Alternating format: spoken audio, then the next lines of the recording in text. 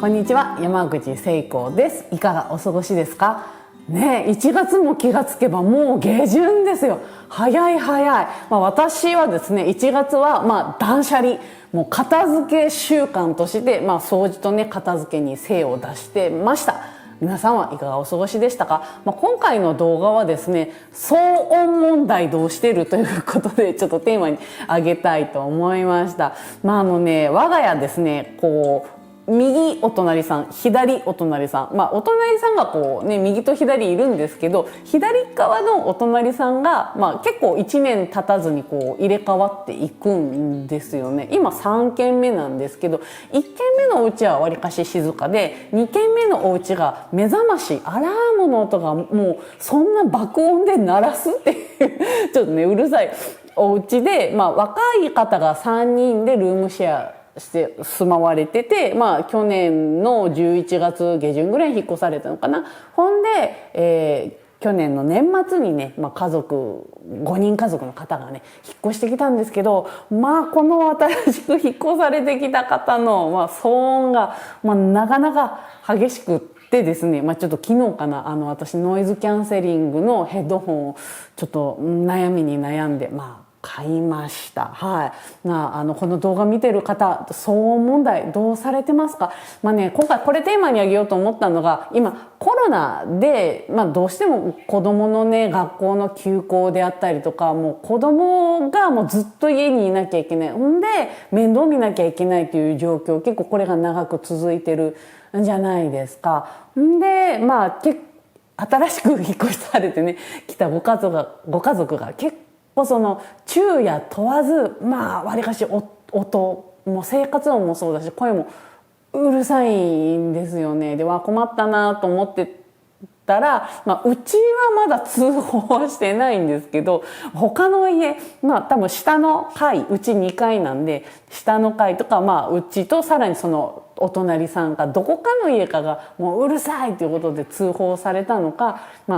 管理会社の方からクレームが上がってますよということで、もう全部の家にクレームが出てるので注意してねっていう紙が配られたんですね。で、それ見てね、ちょっとほっとしたんですよ。私が神経質にちょっと隣の人うるさいな、やだな、でも私の思い過ごし、私が神経質になってるかもしれんと思ってたところにそのね、クレーム出てるよっていう紙が来たんで、うちだけじゃなかった同志がいたっていうところでちょっとほっとはしたんですけど、でもね、一方で、我が家ももう子供は随分大きくなったんですけど、子供がね小さい時期の子育てっていうのをちょっとふと思い出したんですよね。我が家の子供もその発達障害がね、発達障害をね抱えているので、結構その癇癪を起こしてその泣き叫んだりとか、その虐待じゃないのかみたいなことでも本当に信じられないぐらいの大きなボリュームでギャーって泣くんですよ。で暴れるし、もう本当体全体で自分はこんなに怒ってるんだ、苦しいんだみたいなのを表現したりするので、周りの人がドン引くじゃないですけど、やっぱりそういう事態になるんですよね。でかつてね、通報もうちされたこともあるんですよ。もうあんだけ子供が泣き叫んでるから虐待してるんじゃないのかみたいなことで通報されたこともあるんですけど、なんかその時のことをねふと思い出して、ちょっと辛い思い出がフラッシュバックちょっとしたんですよね。その家でね子供が泣き叫ぶって誰が一番辛いかって、そこの家に住んでるお母さん、ご夫婦だったり親御さんが実は一番辛いんですよ。もう間近で子供がギャーって大きな声出されるから、もうストレスフルだし、もうとにかく静かにしてって、もうその家の本人が一番思ってるんですよ。でけど、うちもそうやって通報されたりとかすると、もう言ったら近所からもううるせえ、静かにしろってことを言われてる状態だから、自分も静かにしてって思うけど、自分の子供がギャーっていうことで近所からもううるせえって言われる、もうご近所からどう思われてるのかっていうことにも神経すり減らさなきゃいけないし、けどね、子供たちがギャーって騒ぐ、もう子供たちにね、うるせえって言って2、3発叩いて殴って黙ってくれればそれでねいいのかもしれないけれども、良くないですけどね。でも私たちの昭和の時代ってそうやって黙れみたいなことされてたじゃないですか。もう感情的にバーって爆発して、なんかその自分のグーみたいなのも子供になんてやりたいみたいな衝動って、正直な話、その親もう追い詰められるとそうなっちゃうっていうところもすごくわかるんですよ。で、良くないことですけれども、うちもね子供が小さい頃かな、やっぱり精神的にもう24時間子供が金切り声ってギャー上げて、周りからもそうやってわーわーわーわー言われると、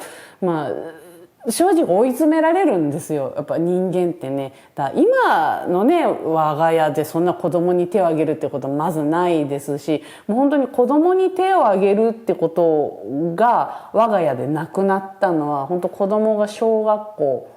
1、2年生の時ですね。でも逆を言えば小学校1、2年生の時までその軽くもういい加減にしなさいってパチンって手を挙げることがあった。これはね包み隠さず言いたいですね。でやっぱりこ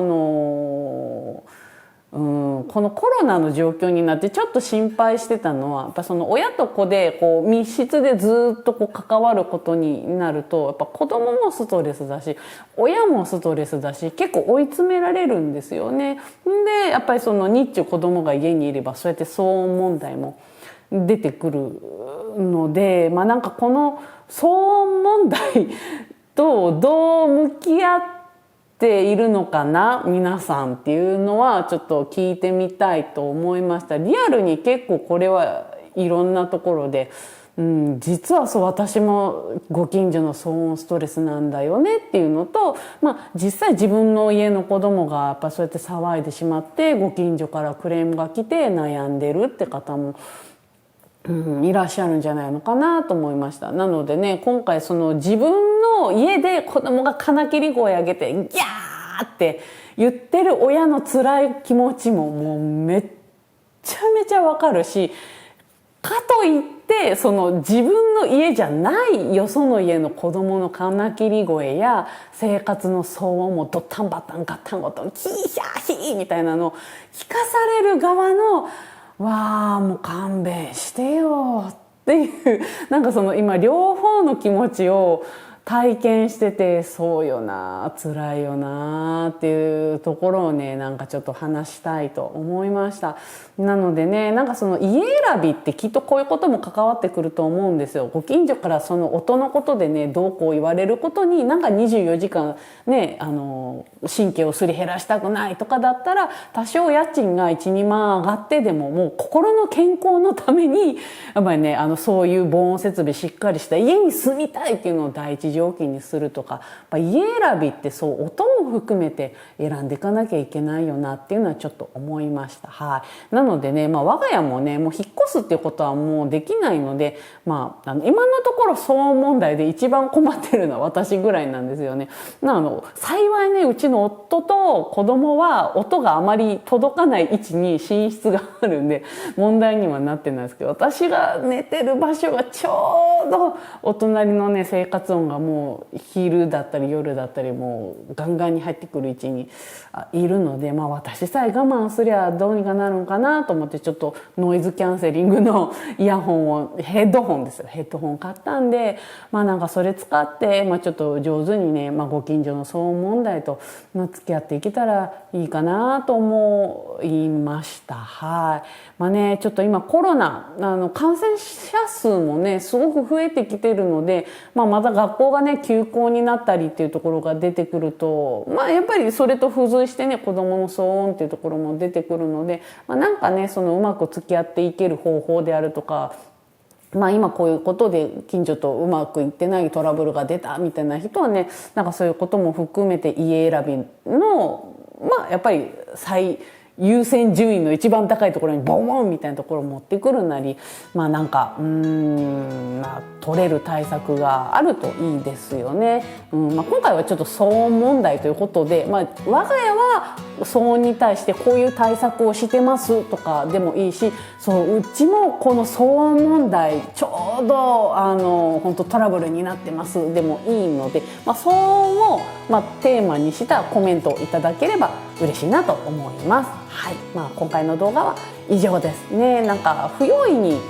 揉めるっていうよりも、なんかいい解決策がねあるといいですよね。今回の動画は以上です。それではまた次回配信でお会いしましょう。それでは。